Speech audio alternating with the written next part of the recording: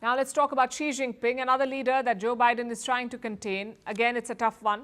The US and China have been fighting a trade war of sorts for a while. But American businesses do not want to pick a side. They want access to the Chinese market. In fact, some top American CEOs are in Beijing as we speak. They're trying to get some face time with the Chinese president. The meeting could happen as soon as Wednesday. Now, we do not have a full list of the CEOs who are there, but we do have some names that are doing the rounds, like Albert Bourla, the chief executive of Pfizer, Raj Subramaniam of FedEx, and Milind Pant of Amway. Apparently, the invitation came out of the blue. These CEOs were supposed to leave today. They'd gone to Beijing for the China Development Forum, which is an annual event where China invites business leaders, scholars, and heads of international organizations. Xi Jinping did not attend this forum, but reports say he's open to sitting down with a group of top CEOs. So Beijing extended an invite, and these CEOs decided to stay back. China is keeping it hush-hush. The guest list remains a secret, plus the invitation makes no reference to Xi Jinping. It simply says the CEOs will get a chance to, quote-unquote, meet a top Chinese leader. The Chinese Foreign Ministry was asked about this today, about this meeting, but it did not give any details. Guess we'll have to wait till tomorrow. But the point we want to dwell on right now is this. Why does Xi Jinping want to meet America's top CEOs? He's been trying to woo them. He has broken his economy, and he hopes to fix it with their help. The growth rate in China has dropped to around 5%, which is their lowest in decades. And one big reason for that is the fall in investment. Last year, foreign investment in China dropped to a 30-year low.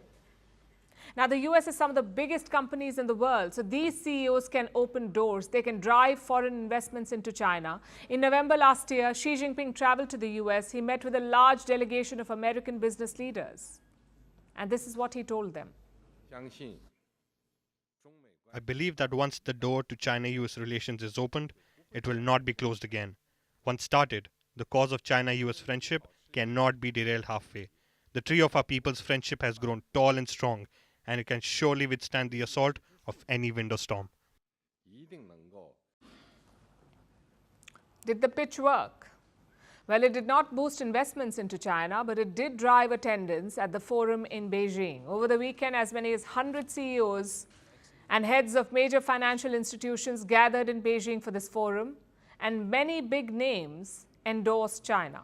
I'm so happy to be here. It's great to be back in China, and we're continuing to invest. We have faced challenges before, and we have overcome them together. And China's remarkable journey stands as a testament to what is possible. China is a market of opportunity. It's a huge market. It's a market which is extraordinarily sophisticated. What explains these statements? While governments talk about decoupling and de-risking, what drives companies to China? It's a big market. Businesses want to hedge their bets. But can they trust Xi Jinping? He's been making promises and failing to honor them. In November last year, he said China would open up. But the fact is, China has been imposing more restrictions. It has blocked the flow of information. It has stopped publishing key economic data like unemployment levels. Plus, the Chinese premier has been avoiding business leaders. Every year, he used to meet them for a frank exchange of views, but this time, he steered clear of them. That's Premier Li Qiang. He did not meet visiting CEOs. He also stayed away from the global press when the Chinese parliament met earlier this month. The premier spearheads economic policy making in China. But when the same man distances himself, why would business leaders trust Beijing? And it's not like Xi Jinping will answer these questions or engage in a frank conversation. He'll most likely stick to a carefully prepared statement.